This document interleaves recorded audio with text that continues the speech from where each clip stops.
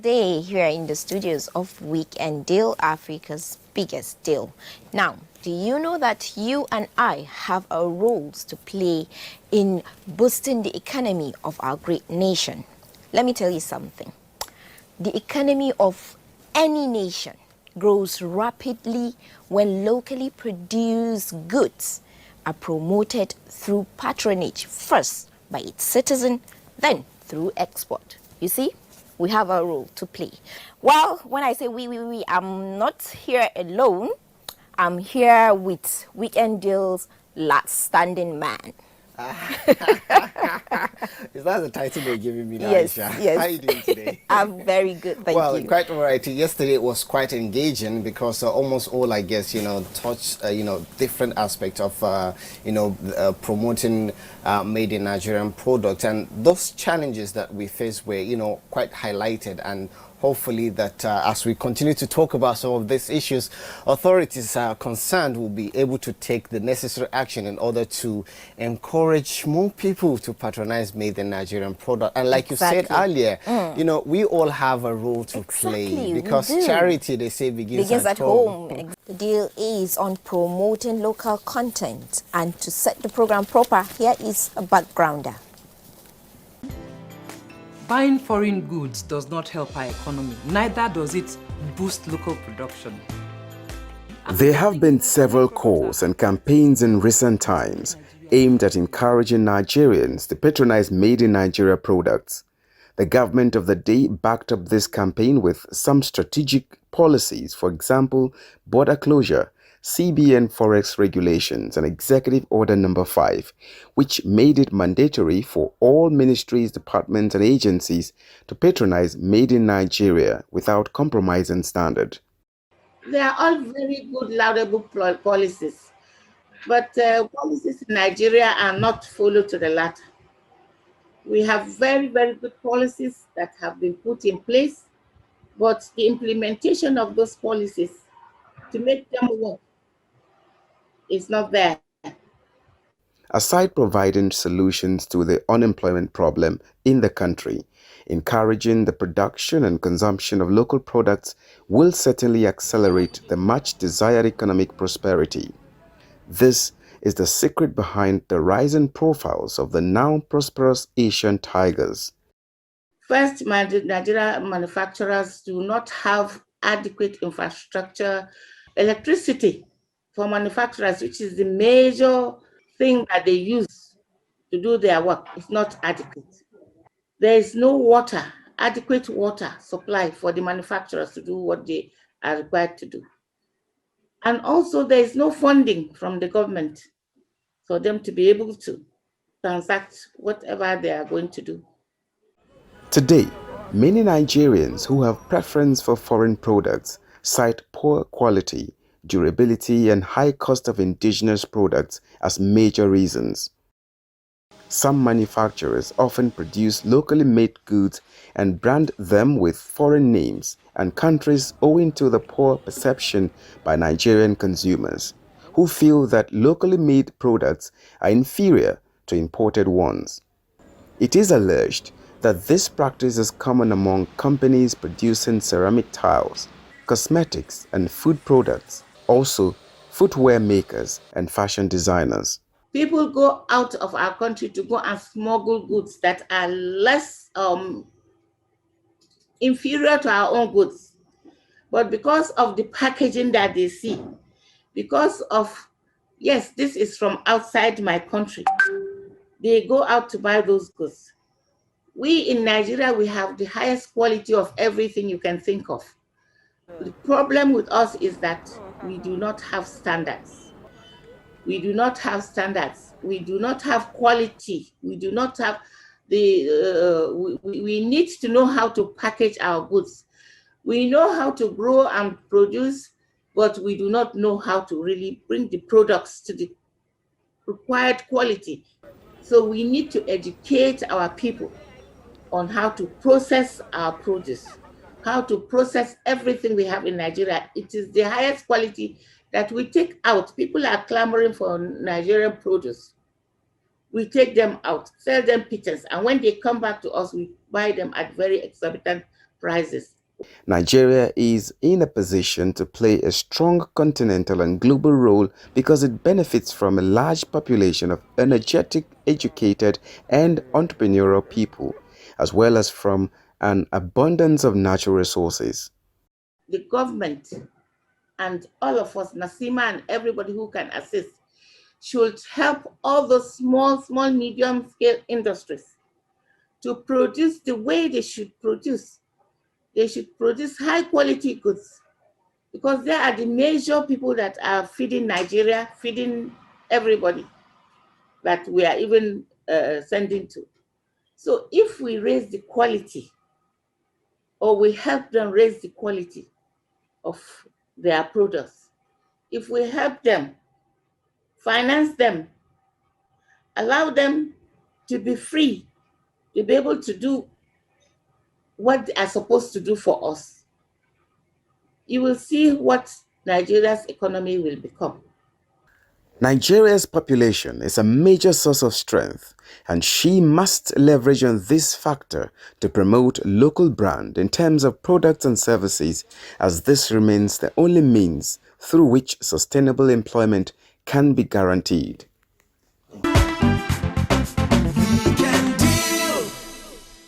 There you have it. Yes, we must leverage on our huge population in order to improve the economy of the country. Yes, we have talented, population, very energetic, industrious, and we produce wonderful goods, wonderful products and services, and we can only patronize them. And Nigerians are hardworking people. We don't just sit back and say, no, we want to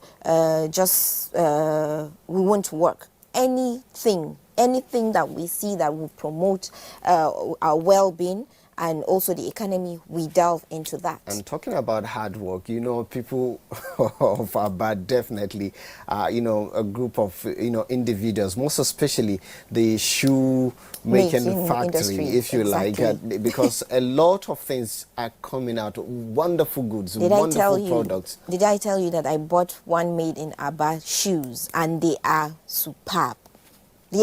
I'm still using them. Interesting. Well, our next report actually will capture the story of Aba. In fact, some actually refer to it as Japan of Africa. So let's take a trip there. Aba, the commercial capital of Abia State, well known as the Enyimba City, is a little but mighty city where anything and about everything is possible. With a population of over 2 million people residents and thousands of daily visitors, the city is said to be in a hurry almost round the clock. The bulk of the commercial activities therein is centered on creative entrepreneurial skills in diverse forms, from the metal fabrications to leather works of shoes and bags. Have you heard of Made in Aba shoes? They are a sight to behold. The creative beauty put into it with what you may describe as a seamless effort. But that is only for the experts, as I tried to produce a pair but failed woefully.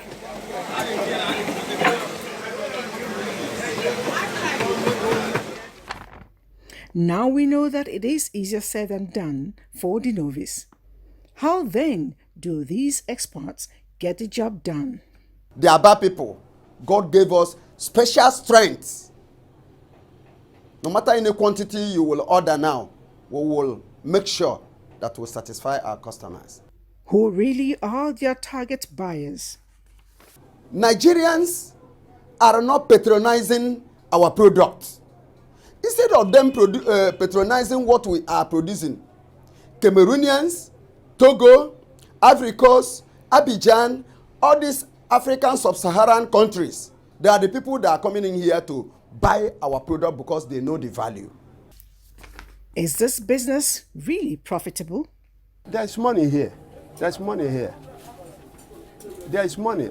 If the government can help us to move forward, we will turn the economy of this country round. We will not be mentioning anything like joblessness again. All these young school leavers who don't have jobs, you see many of them here. They will be flowing, and we'll be training them because the skill, God gave it to us. One thing that stands out are the labels on the products. All are foreign. I wondered why.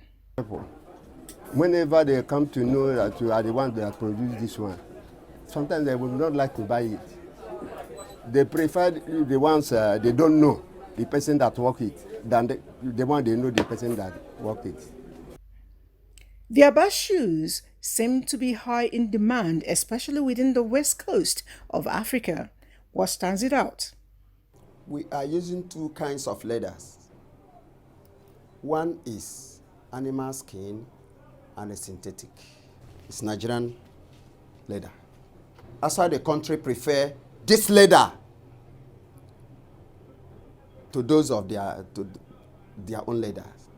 As our women, they will tell you, that is what we are hearing today.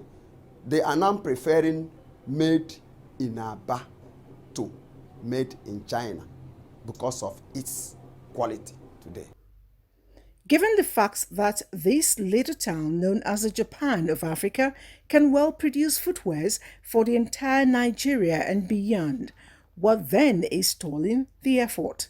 Shoe manufacturing is something that needs brain work. They should first of all talk about an environment, a place that is made, that is cited for leather and the garment. Provide us, if not another thing, let there be electricity, let there be empowerment. They don't have the equipment. We are working too much with hand. So we are stressing ourselves. Not long ago, the state government took a giant stride to build on the people's efforts.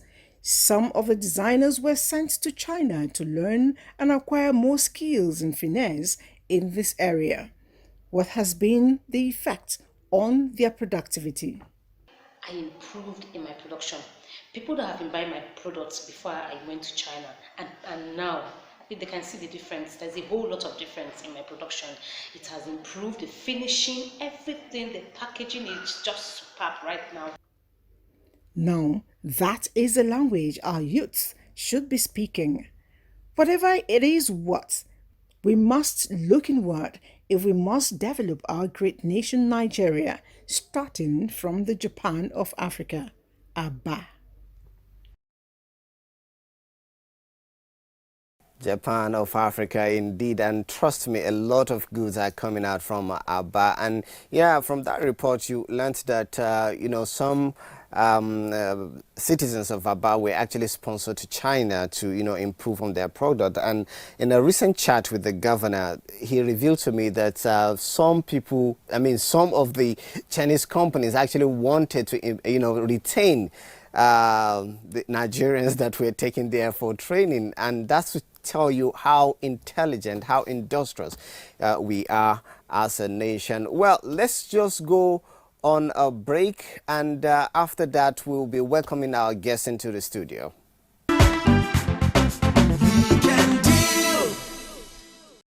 Well, thank you for staying with us. If you just joined us, this is Weekend Day, showing on the largest TV network in Africa. And our topic today is on promoting local content. Of course, it's very important when we talk about, having a sustainable economy. And we have joined us in the studio engineer Dr. Umar Binder.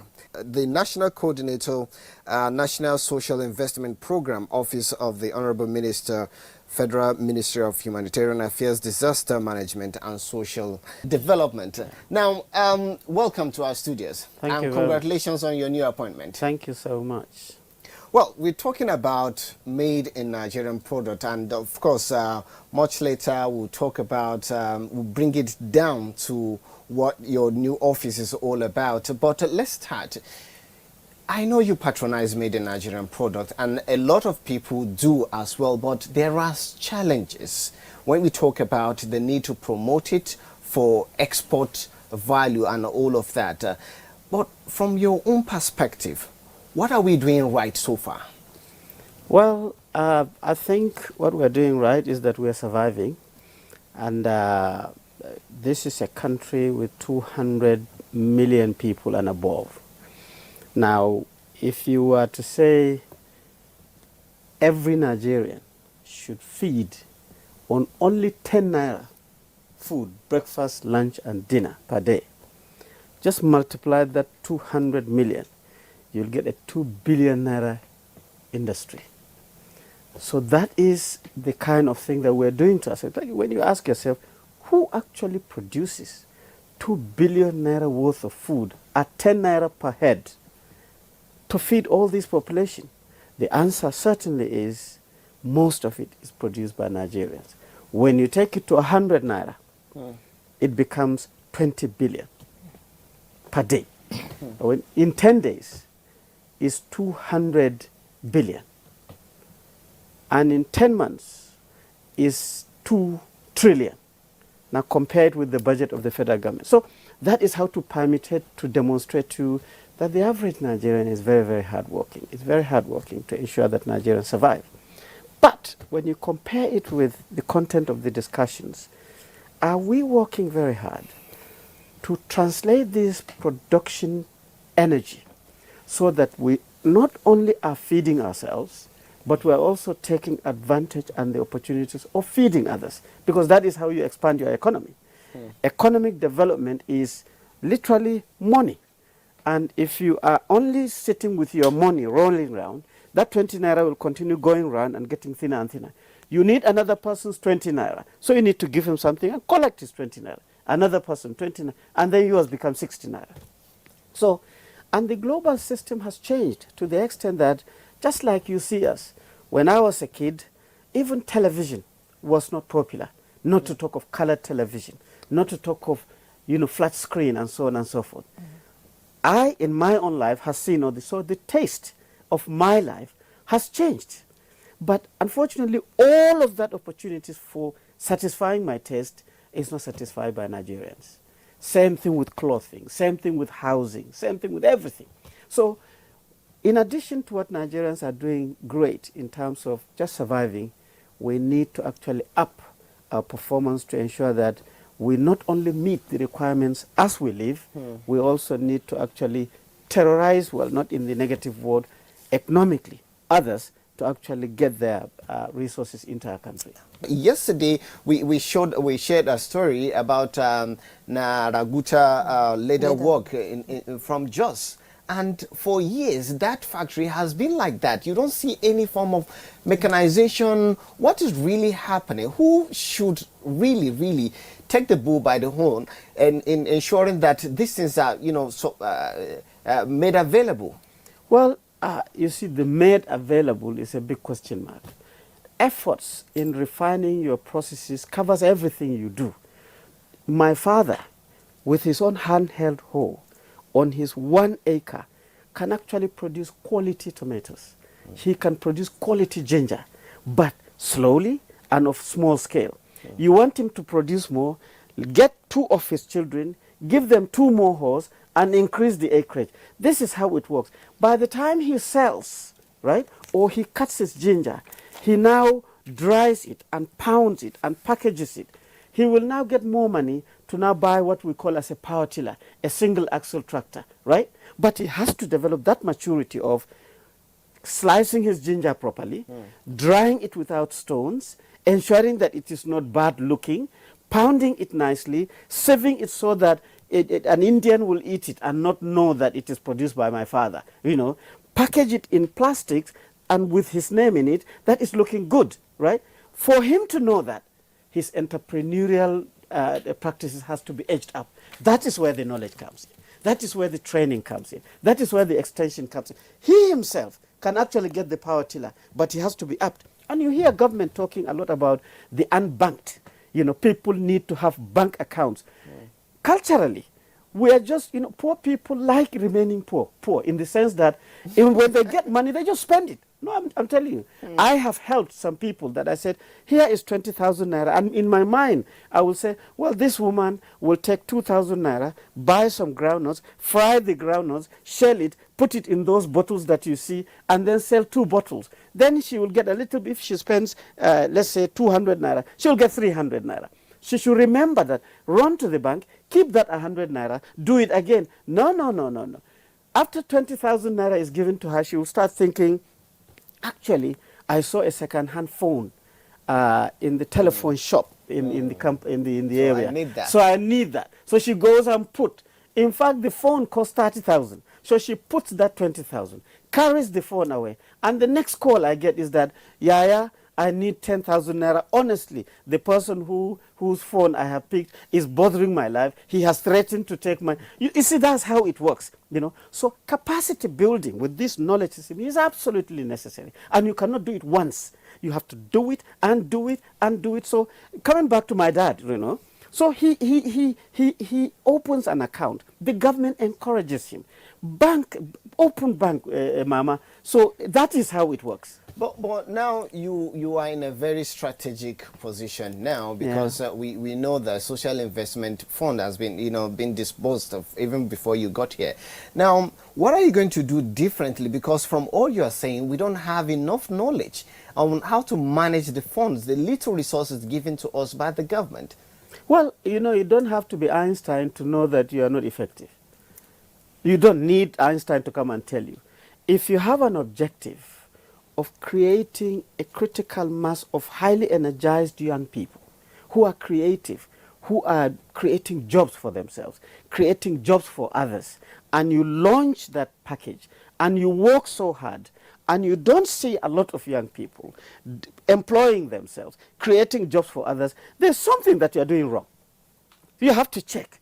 So this is how most of our things go. We clap for ourselves. We construct a road, we turn around and clap for ourselves, but you are supposed to produce a road in the first place anyway. So on the social investment program, to be quite honest with you, it's a very, very creative strategy. Because you see, the president, back in 2015, said that his government will be guided by 3 things. I will fight corruption. But if Nigerians ask him, Mr. President, why do you want to fight corruption? The answer is, I want to ensure that I free resources, I recover resources, and I utilize resources effectively, literally, to ensure that Nigerians can survive and develop very well. That is the reason. His second leg, he said, I want to ensure that the economy goes well. Mr. President, why do you want the economy to go well? I want the economy to go well because I want Nigerians to have good jobs. I want Nigerians to be entrepreneurial. I want Nigerians to be creating more wealth. I want the wealth to circulate very well so that people will respect us, literally for Nigerians to develop. The third, and most importantly, he said, I want to ensure that I deal with insecurity. Mr. President, why do you want to deal with insecurity? Well, I have not seen a place whereby people are beating each other, killing each other, and the economy grows, and the corruption drops. So I must sanitize this insecurity to ensure that the creation of wealth is smooth. The corruption goes down. So the whole thing, literally, is actually shock-treating policies for poverty alleviation in Nigeria to ensure that. Now, from 2015 to 2019, in 2015, I think the poverty average was around 60 or 65%. Some impact has been recorded. By 2019, it dropped to something like 42, 43. But still, the president was not happy that all these youth are causing crisis here, there's unemployment everywhere, and that is why for the first time in the history of this country, that a dedicated ministry has been created to fight poverty, the Ministry of Humanitarian Affairs, Disaster Management, and Social Development. It has always been, since 1960, one program or the other, either DFRI or MAMSA or People's Bank or Family Support or FEEP or NAPED, and so on and so forth. This is the first time that we are having a whole ministry dedicated. He wants to institutionalize this fighting poverty. We have a lot to talk about, but Aisha, maybe you want to take this yam export? Yes, and here is a Yam Export report. Nigeria is the largest producer of yam in the world. According to the Food and Agricultural Organization, Nigeria accounts for 70 to 76% of the world yam production. Yam is a good source of energy composed of complex carbohydrates and soluble fiber. It provides about 20% of vitamin C required in the body and rich source of minerals like carbon, potassium, and iron. In Niger State, yam production is predominantly in the Bagi-speaking communities. 3 local governments in this area, Paikoro, Shiroro, and Boso local government produced 2.03 metric tons of yam annually, which represent 10% of the total yam production in Nigeria. However, when it comes to yam export, Nigeria is 3rd in Africa, and recently about 200 metric tons of yam was exported to Europe and the United States. What we are trying to see, capacity of these farmers can be built to ensure that whatever they are producing outside their farms should be able to sell very well in the outside market, because the emphasis has been on export now. So at what we are trying to see, we should be able to have foreign exchange earning. In the whole country today, I think probably aside Benue, Nigeria is ranked first in terms of yam production. And the demand is huge, and again, it's increasing. But at the same time, it's not because of people trying to export yam that is causing any kind of scarcity. The yam that is exported is different from the yam that we eat here. The standards for export, according to the SON, the tubers have to be below 2 kg, they have to be small and clean, they have to be well conditioned, and that's different from the the big tubers that we eat here. So we have issues with our value chains, production, is low, our yields are low. Niger State government hope to do more to make Niger State the top yam producing state in the country. In Niger State, what we're trying to do is, we're approaching it holistically. So we're going from each, we're trying to solve a problem across the value chain, from production to post-harvest solutions, to logistics and what have you. And it all starts with the farmers ensuring that they have the right seedlings. However, there are challenges associated with the low production of yam, despite its socio-economic importance. The prices are too cost for us. As we are in April now, we're supposed to say we have yam. Like this yam now, I bought 71,000. It's supposed to be 50 or 48, because they didn't allow the farmers to go to the bush and farm. I bought a goose at Labata. Almost 4 or 5 hands of that goose spoiled. Could not even realize half of money I took to market. The same thing, I said, let me change the market to here today. I came, I could not buy anything this morning. This morning I never buy up to 5 hands. Investment on yam is extremely low, and about 30% of the harvested yam tubers are lost due to non-availability of processing and preservation mechanisms. This issue of storage and handling is very key. I mean, we need to invest in proper storage and handling technologies, especially, like I mentioned, conditioning centers, yam barns.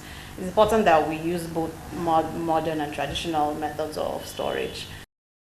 As many farmers venture into yam production, governments and stakeholders should give the necessary support for yam to be exported to Europe and the world over.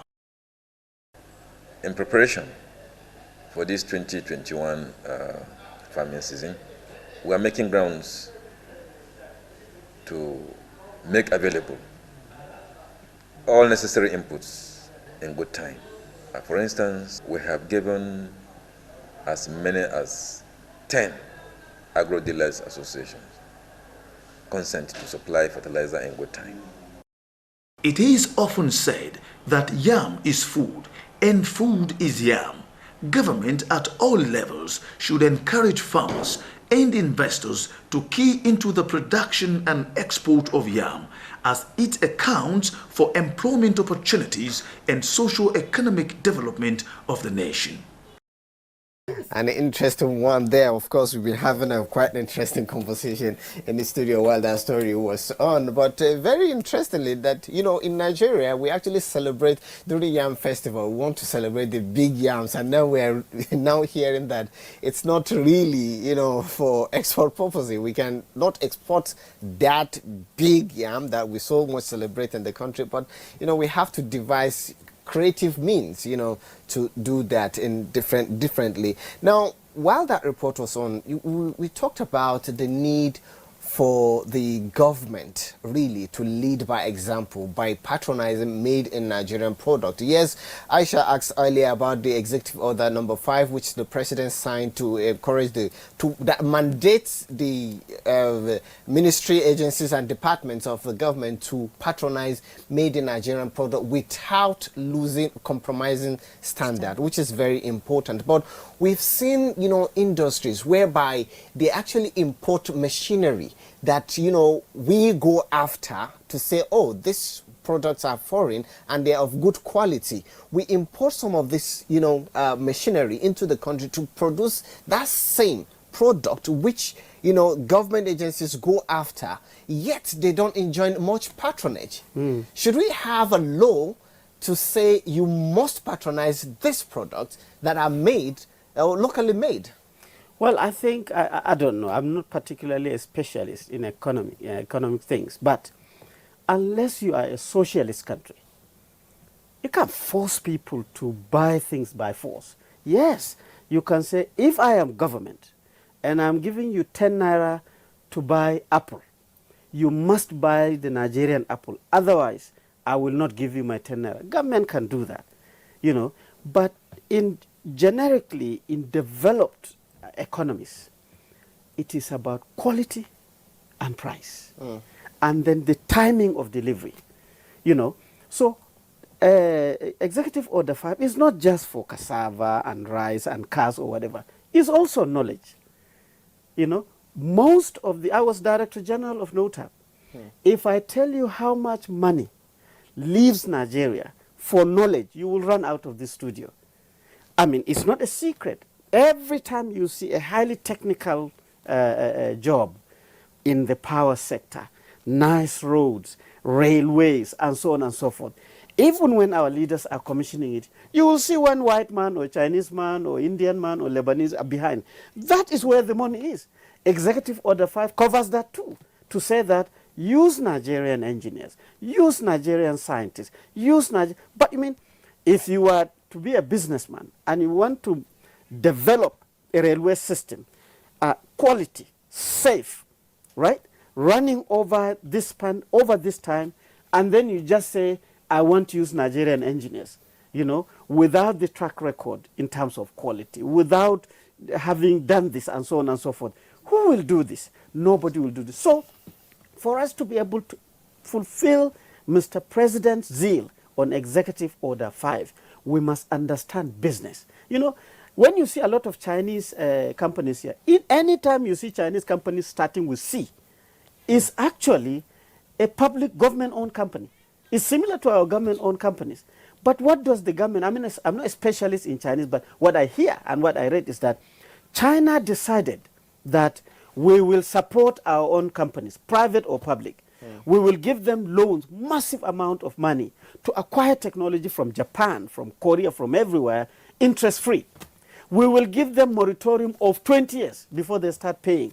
We will give them 100 years for repayment. But they must do this quality. They must also brand their products against the American product. They don't choose Ghana or Sierra Leone or whatever. They choose Japan and they choose America. They choose Germany and say, that is the standard that we want you to meet. What that means is that Chinese have to train their people very well. So that is the agenda of sending their people out to go and study in America, to go and study in Japan, not to go and just get degrees and PhDs and come back and start blowing grammar. No, to go there with the agenda of getting the quality and how to get the quality. And when they come back, they know the secrets of where they were and they deploy. So it's a conglomerate of so many ideas. Not that Nigeria doesn't have it. That coordination to ensure that we're making progress needs to be improved. You know, so the Ministry of Science and Technology, for example, has some institutions around it. Agriculture has also some knowledge institutions around it. Health has knowledge institutions around it. Water resources has knowledge institutions. Trade and investment. So all this. Now, unless these organizations are actually working together so that when you're dealing with fish, quality fish, you're talking about water, you're talking about soils, you're talking about nutrition, and so on and so forth. That is not going to happen. But our system, in most cases, operate in islands. You know, we are not breaking the borders to ensure that we work together. And this is the secret. And I think gradually, I've seen TED Fund is trying to do wonderful work in terms of research and development, knowledge development, and the economics people from Ministry of Finance, Trade, they are trying to do this. But these things have to come together to ensure that Nigerian knowledge workers also answer to the Executive Order 5. The physical production also answers to Executive Order 5.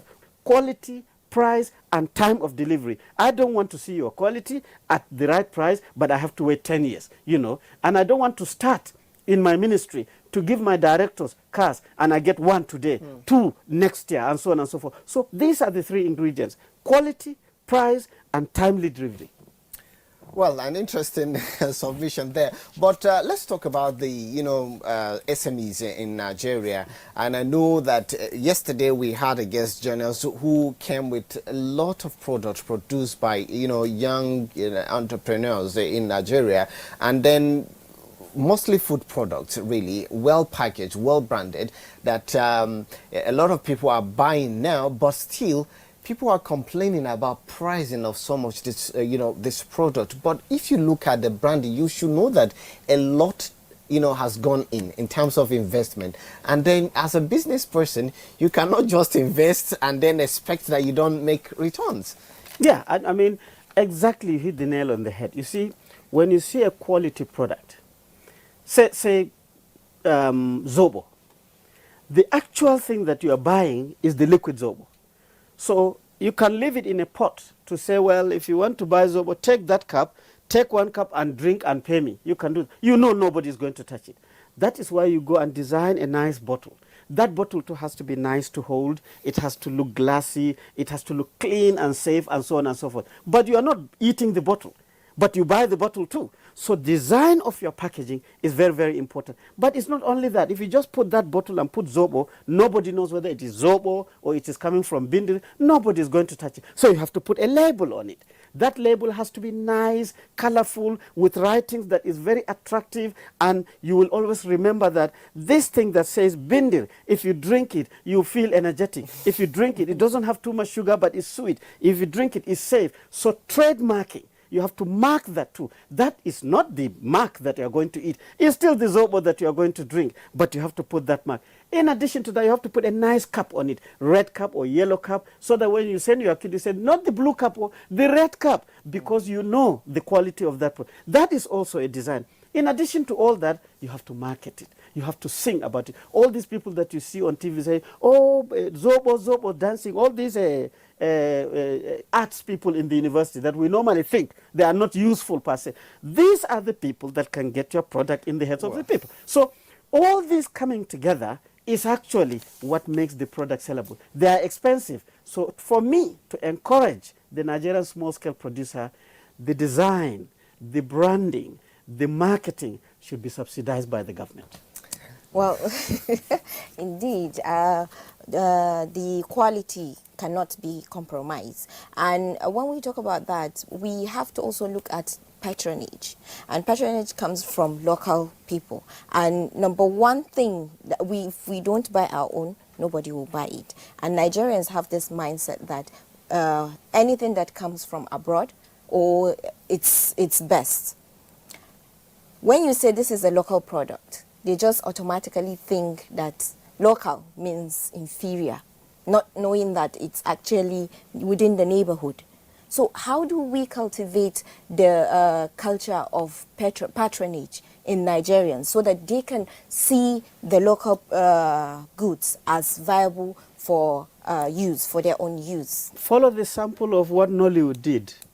When I was growing up, if it is not an American film or a film from the West, you will not watch it. You think is Kokro Adon and so on, and all these local soaps at that time. Nobody watches it, although people watch it because it's only once a week or something like that. Gradually, the Nigerians found Adon actually made impact. Yes, I know. But Nigerians gradually realized that this thing is translating the culture of Nigerians. The voodoo man, the chief in the village, the courting of girls, getting married. The whole story is interesting. And Nollywood came together to start branding it. First of all, it's like free. You just watch it. And then gradually, even if it is paid, some people are pirating, but it's spread. Today, if you go to any house, before you see a house where they are watching American movie, you probably have to do a long research before you find one couple sitting like this watching American movie. The producers of condiments and food must understand that too. In my opinion, yes, they might not be directly related, but there's something that Nollywood has done to do with the process of turning local things to become not only local, but well liked. And even export. You go to Kenya, they are watching Nigerian movies. You go to Ghana, Ghana's the film industry also developed on the shoulders of the Nigerians. So how did they do it? I think the government and the people of all the sectors must be interested in this so that they can be able to come together and learn and translate the procedures so that we can be able to get our bits and pieces internationally. Well, thank you very much for this wonderful thought. And I dare say that Kokro Adon actually helped set the foundation for the progress we are witnessing or experiencing now in the Nigerian movie industry. And trust me, even the entertainment industry generally are actually thriving well. We know the thing about structure, but hopefully things will be put in their right order. Thank you very much, Engineer Dr. Umar Binder is the National Coordinator, National Social Investment Program Office of the Honorable Minister, Federal Ministry of Humanitarian Affairs, Disaster Management and Social Development. It's been a pleasure. But Thank you. Yeah, my closing remark is to encourage all the young people who have actually applied for N-Power to go to the Nasim's website, update your data so that you can sit the test so that we can be able to recruit the C1 batch. This is a message for you. Interesting. You heard that, and I'm sure we'll surely talk about this in some other fora.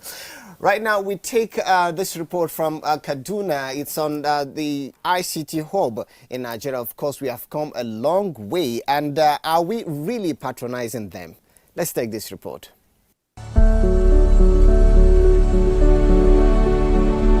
Have you ever wondered what happens in an internet minute? With millions of people on different websites, social media platforms updating their profiles and applying for jobs, with others buying and selling. Technology is playing a vital role in the transitioning of Nigeria from sidelines of global economy into mainstream. As the country goes digital, there is the inevitable emergence of software development hubs, one of which is CAD ICT Hub, where we shall be speaking with software developers who put us through some aspects of the business. For the past 3.5 years, we've been working to produce world-class software developers. Initially, I would bring in trainers from the US and other parts of the world. Sometimes I would take some of my staff overseas for training to gain some specific skills. But you know, I haven't done that in the past 3 years now because we have built the capacity locally, and we're able to build our own local software. based on the capacity that we've built over the past 3 years. How is the patronage? There isn't enough patronage because we still see a lot of companies using foreign software. I know that some time back, the statistics was that about $1 billion worth of foreign software is consumed annually in Nigeria. What are the challenges? The challenges are, first of all, internet access. So the cost of connectivity is very high. If that can be lowered, then we will have a lot more developers going into this field. Another challenge is electricity, because you have to keep your systems powered. So a lot of times when there are power outages, we don't have the ability to always pay for the diesel to power the generators. What are its prospects? There are a lot of prospects. For example, there's a lot of automation that needs to happen in the Nigerian economy because we see so many loopholes, especially, for example, in collecting taxes. These are areas where local companies must go in there and work with the government agencies and the private companies to automate. We at the CAD ICT Hub are very privileged to have the Kaduna State government as a strategic partner and providing us with a lot of the work which allows us to automate government processes and generating income for the government, generating income for the developers as well. What advice do you have for upcoming developers? The advice I would give a young person with the interest in the field of software development is to start early, really. Start early and be consistent. Be consistent in practicing, because practice makes perfect. As they say, the future is smart and the future is here. Indeed, the future is smart and the future is here, especially when we promote our own locally made goods. Now, what we are about to see is a chat between Adedayo Adeniji with a communication expert, Kelechi Nwosu, based on branding and quality of locally produced goods.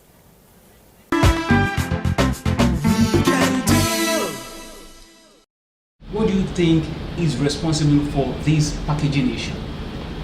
Well, I think we need to pull back and go to the fundamentals. Okay. I think the fundamentals is about marketing and market understanding. If we're able to understand what happens in a particular market, if you produce for a particular market, you will understand the regulations, you understand the gaps, the needs, what that market requires, then you produce for that market. So that's market understanding. And the other parts of it, of marketing that are important, if you remember those simple 4 pillars of marketing, which is around product development. You've got to innovate, or you've got to be able to add value to a particular product before you take it out to meet what your market requires. Let's use yam, for instance. Okay. So if I'm going to export yam, I need to understand what are the requirements in the yam market, the destination market. What are the health requirements? What does the NAFDAC equivalent in that country require? But I also need to understand, what do the people there need? Do they want yam in a flake format? Do they want it pounded? Do they want it raw? What format is it good for you to export it? So you have to have market understanding so that you can innovate for that particular market. And your packaging, are you going to wrap the yam in a nice labeled package made in Nigeria? What is it? Then you think about your route to the market. If you're going to send a perishable product to America from Nigeria, I'm not sure that shipping it by a slow moving craft is the way to go, unless you have guarantees that you've got an express shipping method, it's cured in such a way that your product is not going to spoil. What's the shelf life of your product? What's your route to the market? Who's distributing it for you? How are you selling it when it gets to the Americas? Then your price is important. So I think what's missing, if you ask me, is that our entrepreneurs, our SMEs, our big producers, anybody who's interested in export must understand the fundamentals of marketing. Okay. The other thing you can talk about really is government policy, which is how does government stimulate export? I hear there are a couple of funds that are coming in now that will be used for training people for export. Yeah. Now, those funds, when they begin, like any EPC, the Nigerian Export Promotion Council has one they talked about from the Ministry of Commerce and Industry. Yeah. Those sort of funds should not just go into finance, they must go into capacity building. So if you're going to do anything actually, not just export, if you're going to have a non-oil economy grow, you've got to build capacity for it. Yeah. And at the core of everything we do in business is marketing. It's the marketing that allows you to promote and push brands from our country that cuts through the marketplace wherever they go into. Is it a rocket science to be able to beneficiate our product within a short period of time? Because the crux of this discussion now is to make Nigerian products viable within the shortest possible time. To add this value we're talking about within the next. How do we go about it? I think it's not rocket science, but a lot of things in Nigeria sound like rocket science for so many reasons, which I'm sure that we don't want to get into here. But one of the things that can help will be for the ministries involved, which is around science and technology, commerce and industry, or investment and trade, to see the particular, and Nigerian Export Promotion Council is already doing some of that, to see which parts of our product verticals that it can stimulate. They have to act as a catalyst to say, we know you guys are good with this. How can we enable you, put them together for you to export them? We also need to talk about services. Sometimes we just talk about products. We need to talk about services. If you look at our entertainment industry, I don't think we're exporting enough of it the way we should. I don't think we have organized it the way we should. So you've got to come about innovation. How do you build capacity? How do you put it in such a way? And when we also talk about export, we mustn't forget that with the AFC, FTA, there's great opportunity to even export into around Africa. There's a lot of work that needs to be done. It has to be deliberate. It cannot just be done by pronouncement. I don't know if it can be done in 6 months, but we need to put the building blocks. And I think those building blocks are around innovation, within the innovation ecosystem, marketing, capacity building. So every producer doesn't have to get a marketing agency or a marketing communication agency like us, but you can learn it. What should the government agencies in charge do to at least call together the SMEs, the SMIs to start in earnest so that there will be a change? As we speak here, this is my view. But sometimes you need a little bit of much more in-depth study to get it. A need analysis, that question that you asked me first, why are products not doing well? That sort of need analysis is being done. Some people have probably started doing it, but that needs to be cascaded to the producers in the organized group to say, no, don't just send your yam in containers. They'll get spoiled. This is what you must do. This is how you can elevate your yam. Look how you can beneficiate it. This is how you earn more money from doing this. Maybe you do yam as you pound them and put them in powders or whatever. This is how you do. This is how you can get a loan. This is the kind of science you need. This is how you need to understand marketing. The ministries, particularly Nigerian Export Promotion Council, needs to do that backward integration to stimulate the export side of our business, of our productivity, our GDP. Okay, with the current situation of our exports, our packaging and everything, do you see a shift very soon? A shift is only going to happen if we do the deliberate things. So I'm an optimistic person. I think we'll get better, but we must do the things to make us get better. I'm not going to sit here and tell you, oh no, I don't see. There will be a shift, but the shift will happen when we work for it, when we work at it. We must work to make that shift happen. I see some signs because I've been privileged to hear about some of the ideas and policies of NAPC, but they must be joined up with other ministries. They must also be accepted to the people who are in production. We must also get more people into export productivity. I don't think we have enough people. We don't even have enough people doing production in our country. We must widen the space, and you can produce virtually, if you look at the verticals, like fashion, people are already exporting, but how can they make it even better? You know, recently, 3 years ago, we did the Proudly Made in Aba project as TBWA concept. Proudly Made in Aba. Yeah, and it was quite interesting because what it showed to us was that people in Aba were already exporting. But one of the things we've gone back to tell them when we brought even investments through them, we promoted Aba, is that they need to plan for export. They need to understand digital business, e-commerce. How do you produce for a particular market in such a way that the logistics company picks up your produce or your shirts or your garments or whatever you're making in Aba, and you're marketing them with a branded name in the countries that you're taking them to. You establish a distribution line. Those are lessons that must be learned. Okay. Now, before we go, we have talked about what the government, the agencies can do. Yeah. What more can the individual, the private entities that are producing these things do to ensure that things move forward? It's not enough to produce them. You have to have a plan. You have to, if you want to do any business, you need to understand the market, and you need to understand the principles of marketing. So I would urge anyone who's and marketing is such a fluid and dynamic subject because the market changes.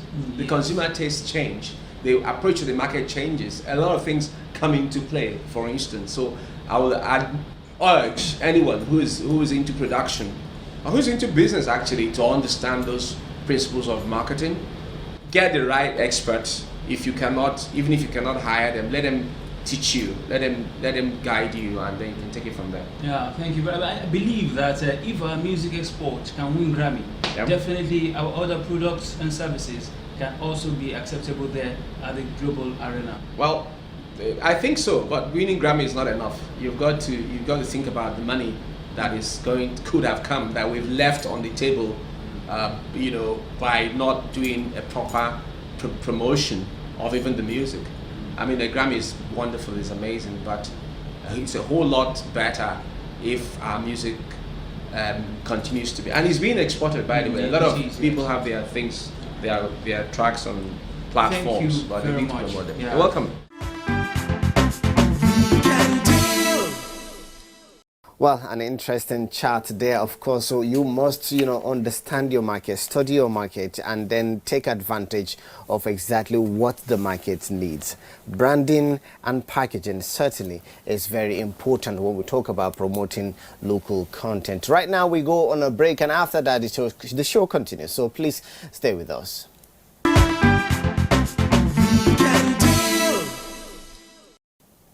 Still talking about promoting locally made products.